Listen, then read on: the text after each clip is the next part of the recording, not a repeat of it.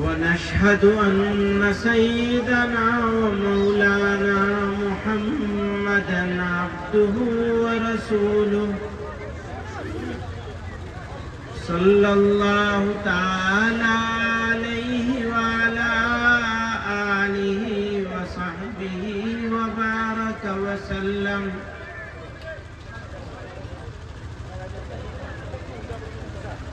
بزرگوں اور بھائیوں، نوجوان ساتھیوں، اللہ تعالی نے اپنے فضل سے اپنی بے شمار پیدا کی ہوئی چیزوں میں ہم کو انسان اشرف المخلوقات بنایا، سب سے اونچے درجے کی مخلوق بنایا،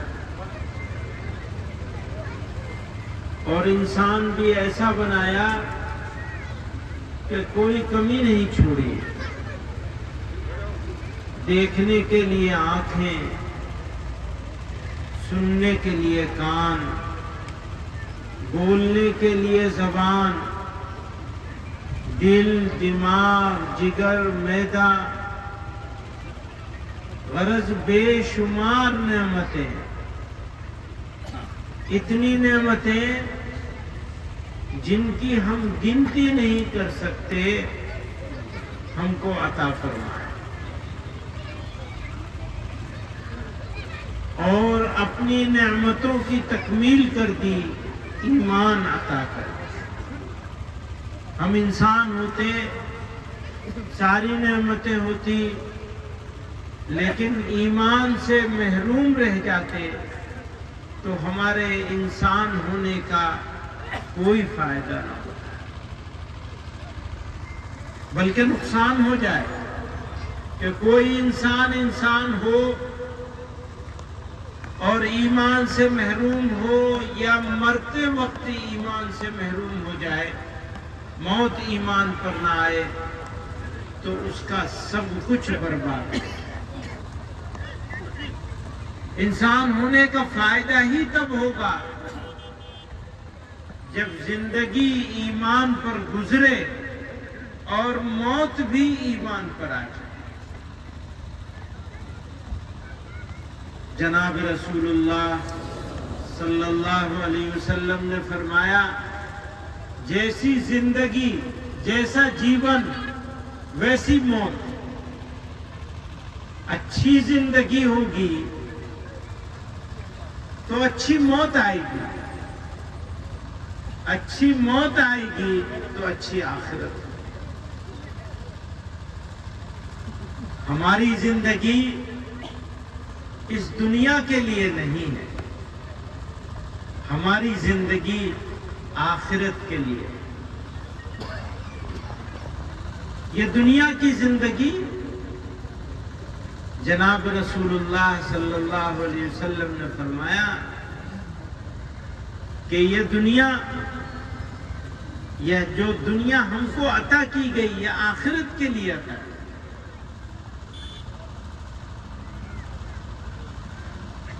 تو آخرت اگر ٹھیک ہو جائے، سنور جائے، کامیاب ہو جائے تو ہم کامیاب ہو گئے. آخرت مشکل میں تو ہم بھی مشکل میں. لوگوں نے اس دنیا کو اپنا مقصد بنا لیا اور دنیا کی زندگی کو سب کچھ سمجھ لیا، پر ایک مسلمان کے لیے یہ شوبھا نہیں دیتا. اس کی تو ذمہ داری ہے کہ وہ ہمیشہ اس فکر میں رہے کہ آخرت کا کیا ہوگا. اگر ہماری آخرت اور اس کی چنتا، اس کی فکر، اس کے لیے کوشش، حضرت شیخ عبد القادر جیلانی رحمۃ اللہ علیہ ہمیشہ ذکر میں رہتے تھے. تو کسی نے پوچھا حضرت اتنا زیادہ آپ ذکر کرتے ہیں کیا مقصد ہے, کیا چاہتے ہیں اللہ میاں سے آپ؟ ہر وقت بس اللہ میاں کا نام میں لگے ہوئے ہیں. فرمایا میری بس ایک ہی تمنا ہے کہ جب میں مروں تو اللہ کا نام لیتا ہوا, اللہ کے نام کے ساتھ جاؤں اس دنیا سے, یعنی ایمان پر موت آ جائے. ایمان کے ساتھ اگر ایمان کے ساتھ موت آ جائے بس ہمارا کام ہو گیا. اور خطرہ اسی بات کا ہے کہ اگر ہمارا دل کسی اور چیز میں الجھا رہے گا تو پتہ نہیں ایمان پر خاتمہ نصیب ہوگا یا نہیں ہوگا. آج کل تو موبائل ایسی چیز ہو گئی ہے, اچھے لوگ, پڑھے لکھے لوگ, دیندار لوگ, ان کا بھی بہت سارا وقت موبائل میں چلا جاتا ہے, پتہ ہی نہیں چلتا کب نماز کا وقت ہوا, کب کسی اور چیز کا وقت ہوا. آدمی بس اس میں لگا ہوا ہے. پوچھو 2 گھنٹہ 15 منٹ 1 گھنٹہ 3 گھنٹہ آپ موبائل پہ رہے, آپ نے کیا سیکھا, کیا حاصل کیا؟ کوئی نہیں بتا سکتا. کیا کھویا کیا پایا؟ معلوم یہ ہوا سب وقت کھو دیا. جب وہ حساب کتاب کا دن ہوگا نا تو اس کو حسرت کا دن کہا گیا. حسرت سمجھتے ہیں؟ افسوس کا دن. وہ حسرت کا دن ہوگا. جو لوگ ایمان پر نہیں رہے اور موت بھی ایمان پر نہیں آئی, ان کے لیے تو حسرت کا دن ہوگا. سب کو معلوم ہے حسرت کا دن ہوگا. وہ کہیں گے ایک مرتبہ اور دے دیجئے ہمیں زندگی, تو ہم آپ کے اوپر ایمان لا کے عبادتیں کر کے دکھا دیں گے. لیکن موقع نہیں ملے گا, وہ چانس دوبارہ نہیں ملے گا. ایک ہی مرتبہ ملا ہے, پھر دوبارہ کسی کو نہیں ملے گا. فرمایا حسرت اس کے لیے بھی ہوگی جس نے ایمان پر زندگی گزاری اور اس کی موت بھی ایمان پر آ گئی, اس کو بھی حسرت ہوگی. تو پوچھا کہ اس کو کیوں حسرت ہوگی؟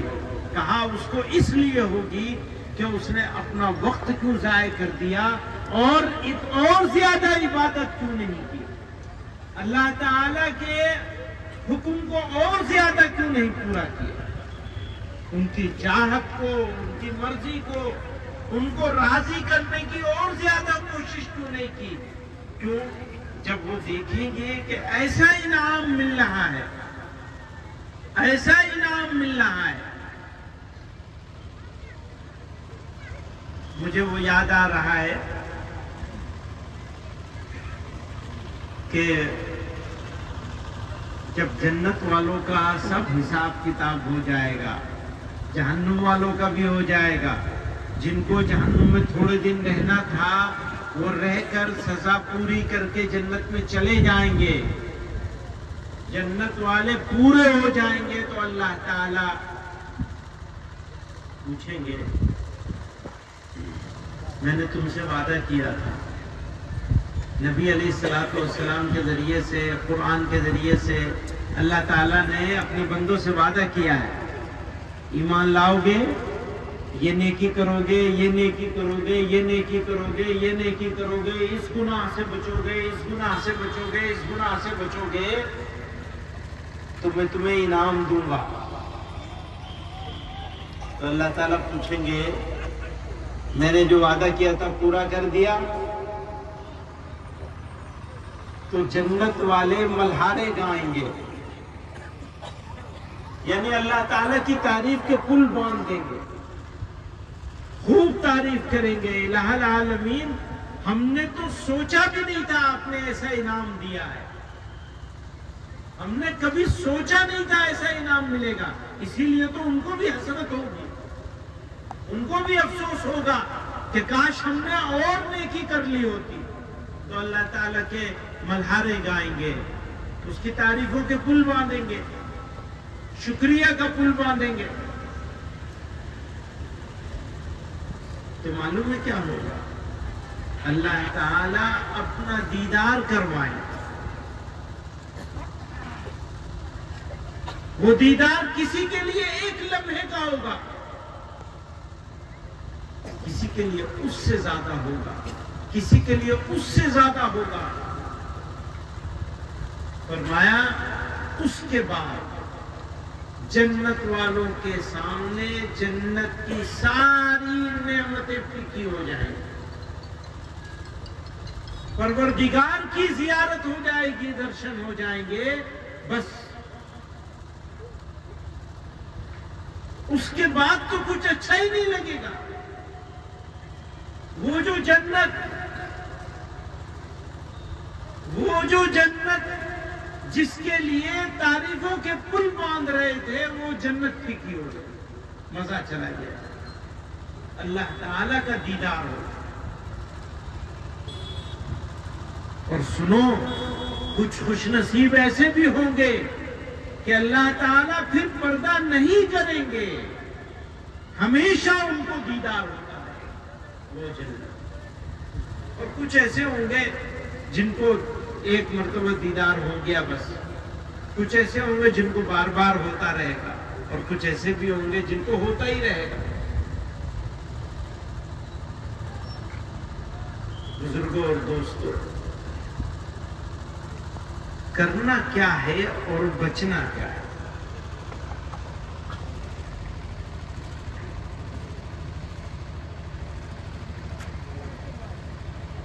دیکھیے، لمبی بات کا کوئی فائدہ نہیں ہوتا ہے۔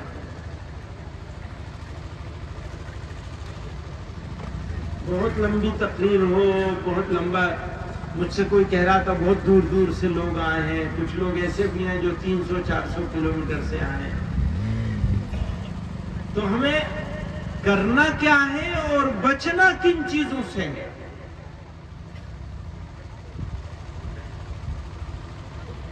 الحمدللہ یہاں علماء موجود ہیں، مولانا حضرت قاری امین صاحب دامت برکاتہم، اللہ تعالیٰ ان کی عمر میں برکت عطا فرمائے اور ان کو کبھی کسی کا محتاج نہ بنائے۔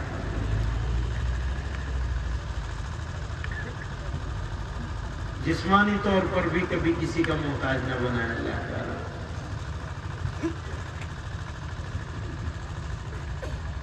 تو آپ کو یہ تو معلوم ہوتا رہتا ہے کہ کیا کام اچھا ہے، کیا کام برا ہے۔ جیسے جھوٹ بولنا، ایسی بات کہنا بھی کہ جس کے دو معنی نکلتے ہو۔ آج کل کچھ سمجھدار پڑھے لکھے جوان لوگ سوچ سمجھ کے بولتے ہیں، کچھ تو بغیر سوچے سمجھے ہی بولتے ہیں، پتہ ہی نہیں کیا بول رہے ہیں۔ ابھی ہم آ رہے تھے تو سڑک پہ موٹر سائیکلیں، کاریں ایسے چل رہی تھی کہ پتہ ہی نہیں چل رہا تھا، ڈرائیور کو معلوم بھی ہے کیسے چلانا ہے کیسے نہیں چلانا ہے، کوئی ادھر جا رہا ہے کوئی ادھر جا رہا ہے، تو زبان بھی ایسی چلتی ہے۔ یہ نہیں پتا کہ کیا بول رہے ہو، کیوں بول رہے ہو، اس بولنے کا کیا فائدہ ہوگا اور کیا نقصان ہوگا۔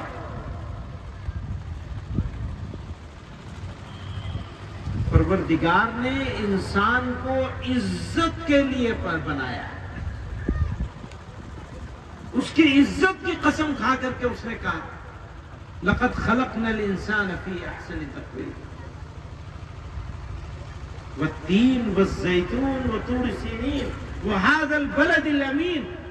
مکے کی قسم کھائی پروردگار عالم، 4 چیزوں کی قسم کھائی، انجیر کی، انجیر جانتے ہیں پھل ہوتا ہے، اور زیتون کی، اور وہ طور پہاڑ کی، وَهَذَا الْبَلَدِ الْأَمِينِ، مکہ مکرمہ کی قسم کھائی۔ پھر فرمایا لَقَدْ خَلَقْنَا الْإِنسَانَ فِي أَحْسَنِ تَقْوِيمٍ، سب سے شاندار طریقے پر، اعلیٰ ترین طریقے پر ہم نے انسان کو پیدا کیا۔ وَجَعَلْنَاكُمْ فِي الْأَرْضِ خَلِيفَةً، اور ہم نے تم کو اپنا نائب بنا کے رکھا اللہ میاں نے. تو میرے بھائیوں بزرگوں، بولنا، زبان، اس کو کنٹرول کرنا، سوچ سمجھ کے بولنا ہے، جھوٹ نہیں بولنا ہے، کسی کو تکلیف دینے والا جملہ نہیں بولنا ہے، وہ بات نہیں بولنی ہے جس سے کسی کو تکلیف پہنچ سکتی ہے، چاہے کتنی سچ کیوں نہ ہو. بہت سارے سچ ہوتی ہے. کوئی آدمی بیچارہ پیر سے معذور ہے، آپ نے اسے لگا کہا بات تو سچ ہے بھائی، لیکن اسے تو تکلیف ہو گئی، تو گناہ ہے یہ. تو سچ بولنا ثواب کا کام ہے، لیکن کہیں کہیں سچ بولنا گناہ کا کام ہے اگر تکلیف پہنچ سکتی ہے. اور بھی بہت ساری مثالیں ہیں اس کی. جھوٹ نہیں بولنا ہے، کم از کم جھوٹ بولنے سے بچنا ہے. اور جب زبان کی بات ہے تو ایسی بولو جس سے سامنے والا خوش ہو جائے، وہ کوئی ہو، وہ مسلمان ہو یا غیر مسلم ہو. اگر آپ کو کوئی بات بولنے سے کوئی انسان خوش ہو سکتا ہے تو یاد رکھیے گا اللہ تعالی خوش ہوں گے.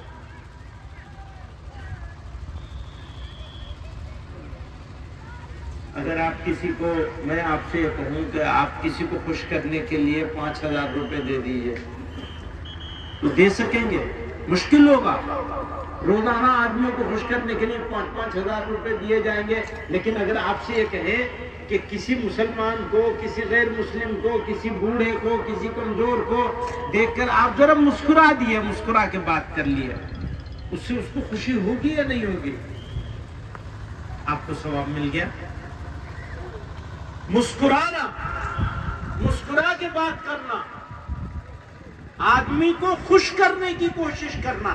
جھوٹ بولنے کی ضرورت نہیں ہے خوش کرنے کے لیے، لیکن آپ مسکرا کے اچھی بات کر لیں، خیریت پوچھ لیں، سلام کر لیں